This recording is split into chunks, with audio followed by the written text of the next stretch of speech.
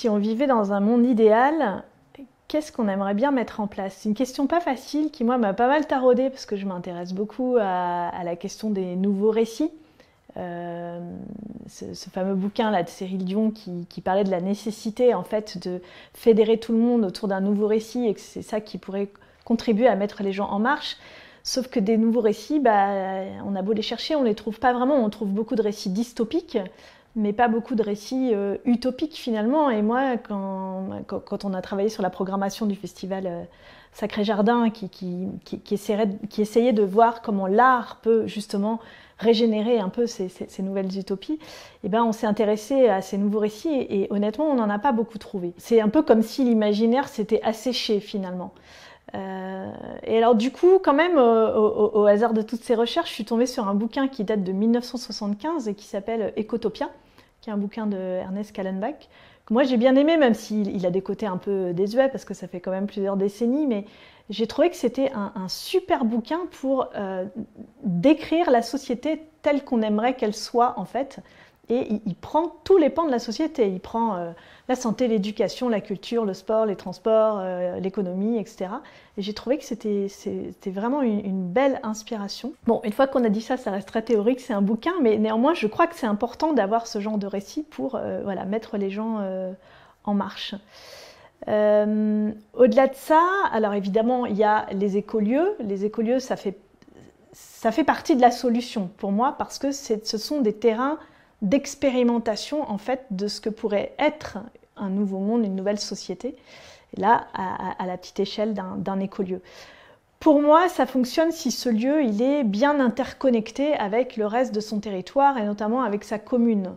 On n'en est pas encore tout à fait là aujourd'hui. Du coup, moi, si je me projette dans c'est quoi mon monde idéal, dans mon monde idéal, des écolieux, c'est pas des écolieux, en fait, c'est des lieux quelque part. Il y en a plein, et ils sont complètement intégrés dans leur territoire et ils font partie de la politique communale, en fait. Je crois beaucoup à l'échelle locale, en fait, et je crois beaucoup au small is beautiful. Et donc ça peut prendre la forme des micro-fermes aussi. Il y a une formidable accélération des projets de micro-fermes, et notamment en Normandie. Et voilà, donc c'est l'idée de relocaliser, de redensifier le maillage au niveau du territoire, plutôt que des trucs à grande échelle, très concentrés. Dans les choses auxquelles je crois aussi sur la forme que ça pourrait prendre demain, c'est l'hybridation en fait, l'hybridation des concepts. Aujourd'hui, on voit qu'il y a plein de tiers-lieux qui se créent un peu partout sur le territoire et qui prennent finalement le relais du café qu'il y avait avant dans les villages et qui a fermé. Et ce que je trouve génial dans la notion de tiers-lieu, c'est que pour moi, c'est la quintessence de l'hybridation de différentes fonctions au niveau de la commune. C'est à la fois le café, mais aussi la bibliothèque, le centre de conférence, parfois la salle de concert, etc., etc. Et voilà, je crois beaucoup à tous ces concepts qui vont venir désiloter tout ce qu'on a mis en place dans notre société humaine et créer des choses hybrides, abolir les frontières, abolir les lisières et rendre les membranes un peu plus poreuses finalement et créer de la fertilité là où ça se frotte dans les zones de lisière.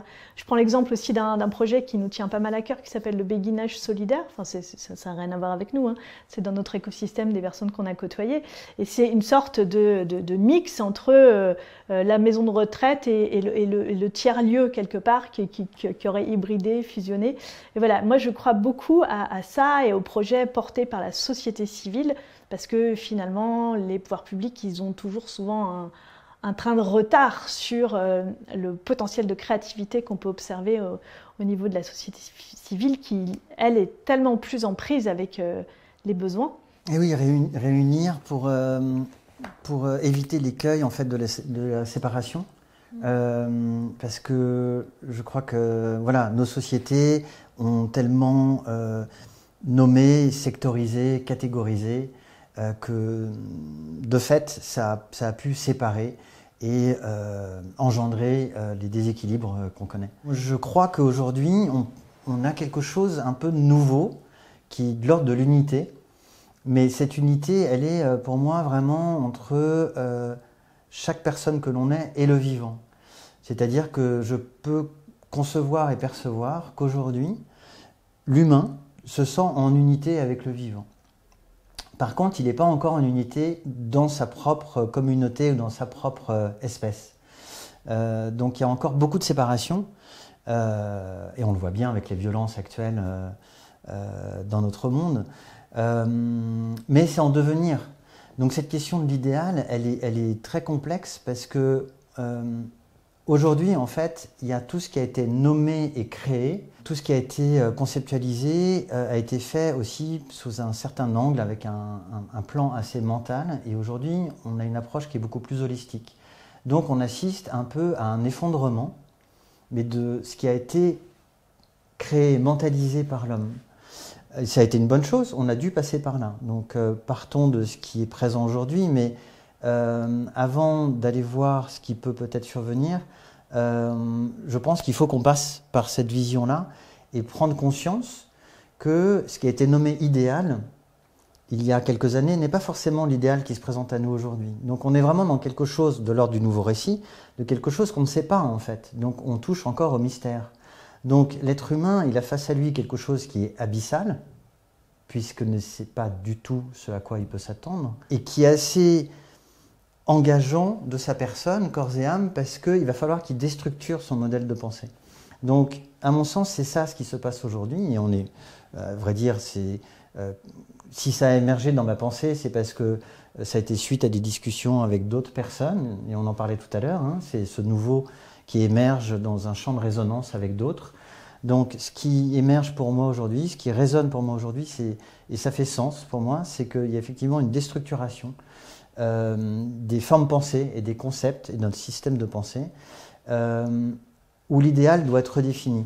Alors, si je dois le nommer, c'est, je pense, effectivement, avec beaucoup plus de perméabilité dans le fait d'avancer ensemble avec le vivant, parce que c'est là où se trouve la joie, c'est là où se trouve le cœur, c'est là où la difficulté peut plus se nommer différemment, et c'est là où on peut avoir une énergie sur laquelle on peut compter. C'est tout l'enjeu qu'on a actuellement, c'est ça. Donc nous, en tant que lieu, qu'écolieu, on a aussi quelque chose qui est...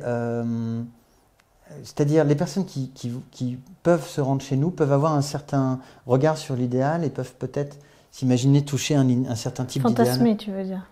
Non, pas forcément fantasmer, mais ouais, avoir un certain type d'idéal que nous-mêmes, écolieux, on porte.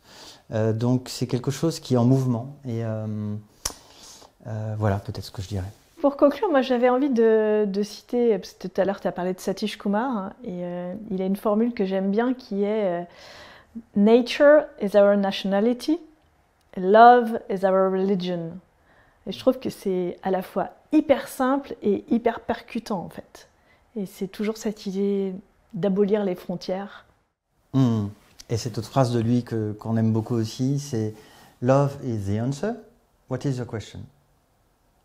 Et en fait, tout est résumé là en fait. N'importe quelle question aura cette réponse.